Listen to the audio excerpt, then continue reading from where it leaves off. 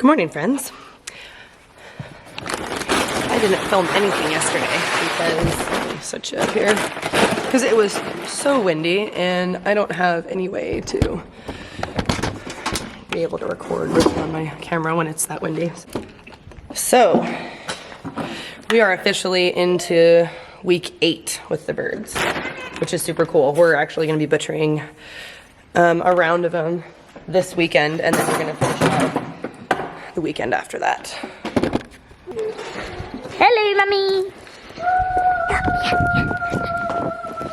Let's go do our stuff. I found a bunch recording car. Look at those cheese.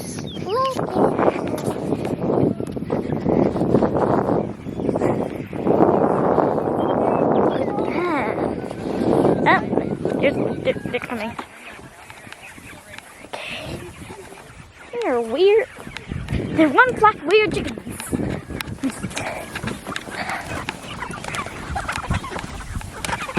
Liberty, liberty, liberty, liberty.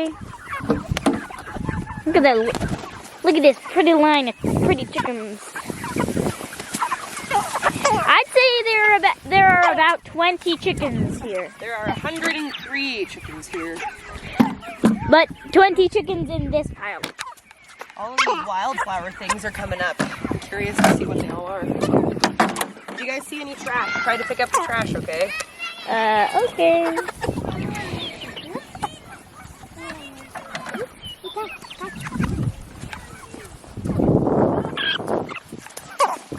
There's Pascal and Kiko. Bones and Kiko are playing, Mom. Yeah, that's okay. Hi, Kiko. Careful. Bones. They're cruising around inside. That's awesome. Can you just operate the camera? Huh? I don't feel like operating the camera today. Okay, that's fine. Where do you want me to lift it? Like here?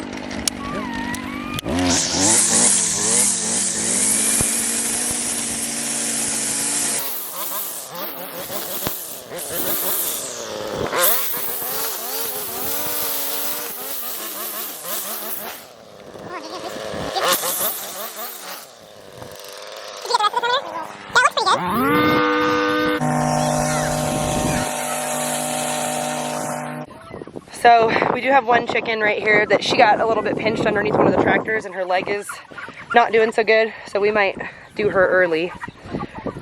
But we're approaching the 8-week mark here this week, and we'll be doing some butchering this Saturday.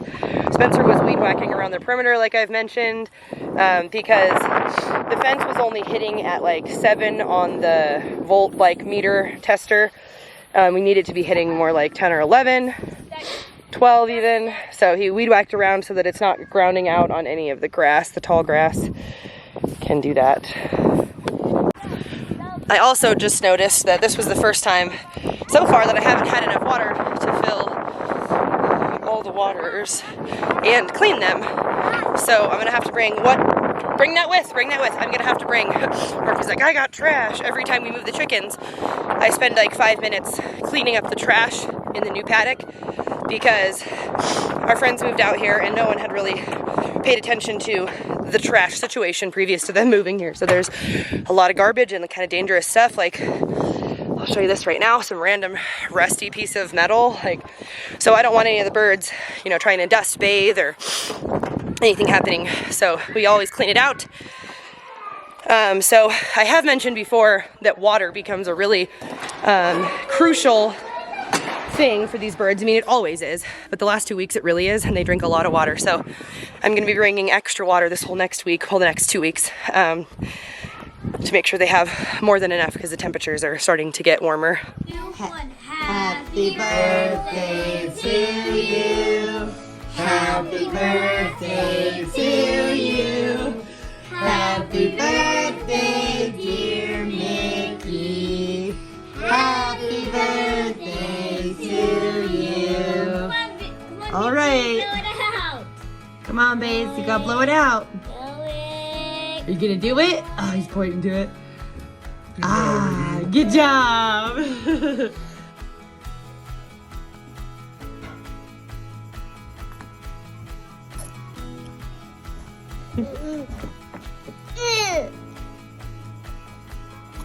you love your cake? Is it so yummy?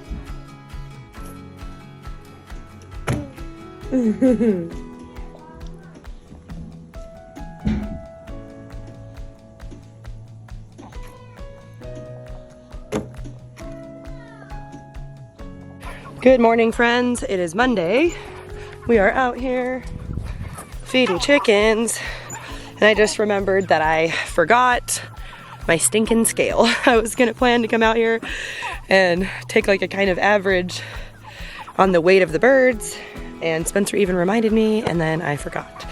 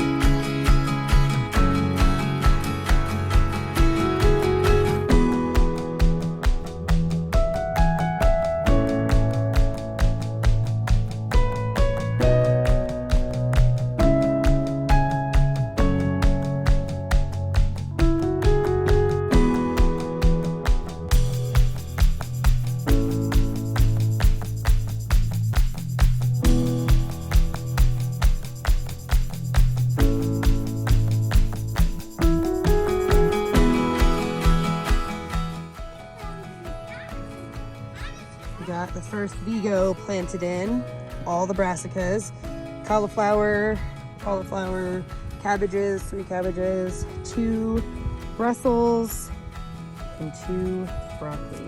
And then we have a little bit of space over here. We're doing kind of a square foot gardening situation because they actually recommend 12 inches, or sorry, they recommend 18 inches between all of these. We did 12. For those of you that don't know, the recommendations for spacing on plant seed packets and starts generally is in correlation to using machines and implements to till or weed in between rows. But those plants most oftentimes don't really need to be that far apart, especially if you plan on amending soil or fertilizing them sometime along the way, because that is what is really going to affect their rate of growth. So those plants most oftentimes don't actually need that much spacing. Like I said, especially if you're going to be like amending or fertilizing, which usually after like the 2 to 3 month mark, depending on what your, like how heavy of a feeder the plant is, you're going to need to fertilize anyways. I, for one, denied that fact for a lot of years. I kind of just figured like, how much and why would I need to fertilize? They're just going to like put stuff in the ground and it's going to be fine. No, not correct. The health of your soil is really important and will determine the success of the plants are growing. So we use the Nature's Kelp from Thorvin that we got through New Country Organics with our Abundant Permaculture discount from being members of the Abundant Permaculture member area. Are you getting mad? Little Oreo, Murphy transplanted a baby orach from like here in the pathway somewhere and put it there in her little pot that she's been wanting to use. So we use that kelp. It's an animal like dietary supplement, but it's 100% like sun-dried kelp or whatever, and it's like amazing, and you can actually use it as fertilizer. My favorite liquid fertilizer is also a kelp fertilizer also. Are you okay? You want to get out? We're done. He needs to get out. He's done. So we put a little bit of kelp in each hole before we planted them in. I put a little. Oh, look! A chicken and our super hillbilly backyard. And over your sister. Following Weedle, following Weedle. We're following the Weedle, the Weedle. Following Weedle, Weedle, following the Weedle. I want to Left, get Ireland. candy. You always want candy. Yeah, I do. I want candy. We're on a feed run. Everybody's got their feed bags. I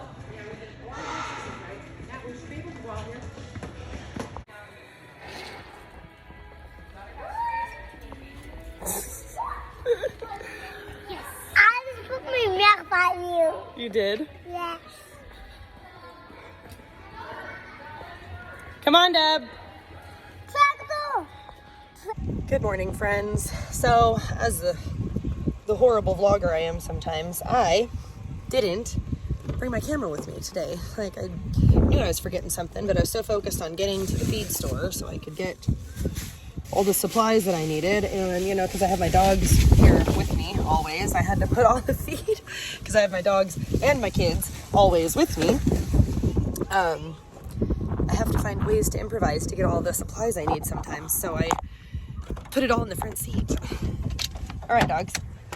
Come here, Bones.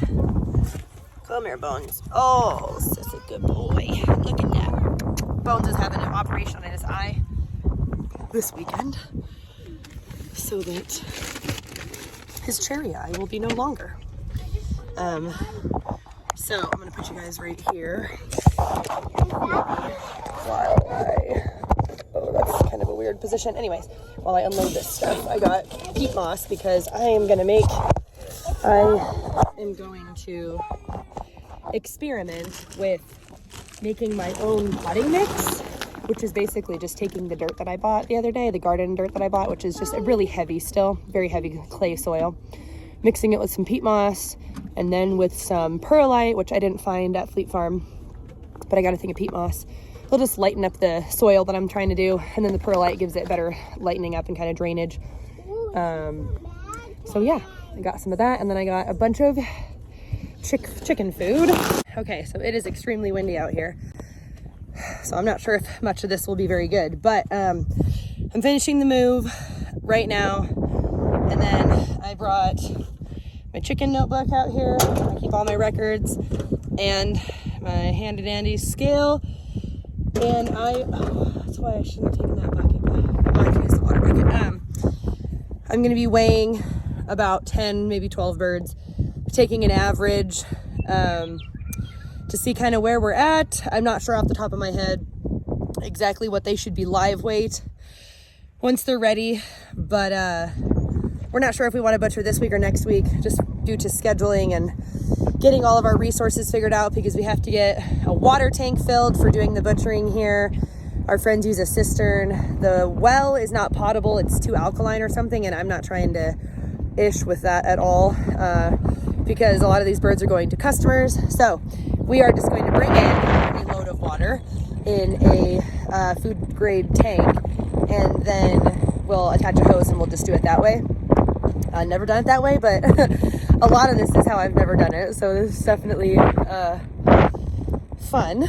We're having to improvise quite a bit, but by the time we do the next batch, we'll have everything figured out, everything buttoned down. So I'm going to finish moving, get the tractors moved, and then I'm going to start weighing some birds. So here we have a really good looking bird. He is, okay, let's stop moving around, 7 pounds live weight. So what I'm doing is, I can't really show you this, but what I'm doing is I'm marking, because this is what I had, I'm marking their head with red lipstick so that I don't weigh the same ones over again. And then I'm just writing it down there, and I'll take an average when I get home. Well, there it is. I decided to do 20. I don't know how accurate this was, because my scale isn't level. Like, we're on a hill, and I was like, oh, I should have done them on that tractor. That tractor's way more level. Dummy. I don't know what I was thinking. I should have had a little foresight on that. I didn't really think about it. The ground obviously isn't level. I got them weighed though. Biggest one we've got right now, we got a couple 7-pound males. And like I said, I'm not exactly sure, sorry. I'm not exactly sure how much they, that calculates out to when it comes to losing all of the innards and stuff, and the feet. Quite sure that there's all this information in a book that I have at home, so I'm going to go home and do some research to see. Because we would like our birds to be over 5 pounds. That's generally what we like for our own family, because a 3-pound bird doesn't feed all of us. So we like our chickens to be a bigger size so that we can just have one bird per meal instead of having to cook multiple. Anywho, I'm all done. I gotta get back to do garden stuff with my mom, but happy birds, happy birds. Okay, friends. My God, it's so windy, and like, it felt honestly really good out there now that I get back in here and I'm like super hot. I had to take my sweater off. It's like super hot and sweaty now. Oh, the fresh air is so nice out here. So, the birds are basically eating, a whole bag of feed every single day. The feed bill is getting like, which it does in the last week or two, mostly the last week. Especially the water, they're up to drinking all of the water we bring again. Because the weather has finally turned around. Everybody's watching Pokemon. I'm on like a super dead-end country road, so don't judge me for my recording while I drive. So this week we're just going to be spending a lot of time getting things prepped. I gotta gather my knives. It's hot in here, dude. I gotta gather my knives for my uncle to sharpen for me, because that's one less thing that we have to think about. We are approaching the end, and I'm kind of honestly excited to get it over with and to have some meat in the freezer. It's going to be so nice. So look where we are. This is where our friends live. They live out here in the grasslands. It's a very pretty place. Okay, this is going to be super short-lived because it is raining. I can't really have my camera out here for that long, but this is what it looks like when it's raining, guys. I definitely love the rain. Maybe that's weird, but like the overcasty, sprinkly rain, I love it, especially because rain is free grass. Rain is free water, you guys. And when you're a grass farmer, free water is everything. Because basically when you are pasturing animals, when you're rotationally grazing, you're essentially a grass farmer because you have to take care of the health of the grass. You don't just have to take care of the health of your animals, you have to take care of the health of the earth too. And that's part of why we do this. Chickens are one of the best creatures for regenerative pasture grazing like this because they, when they're moved every day in a rotation like this, they just do a very minimal disturbance on the ground, so they don't destroy the crowns of the grass. So it's really, you'd have to leave the chickens here for like a week, maybe more, for them to fully overgraze it. But even then, chickens, they don't want to eat the really hard, seedy parts of grass. Chickens only eat grass when it's like between like 4 to maybe 6 inches tall, when it's like baby grass. That's the kind of soft, fresh grass that they like.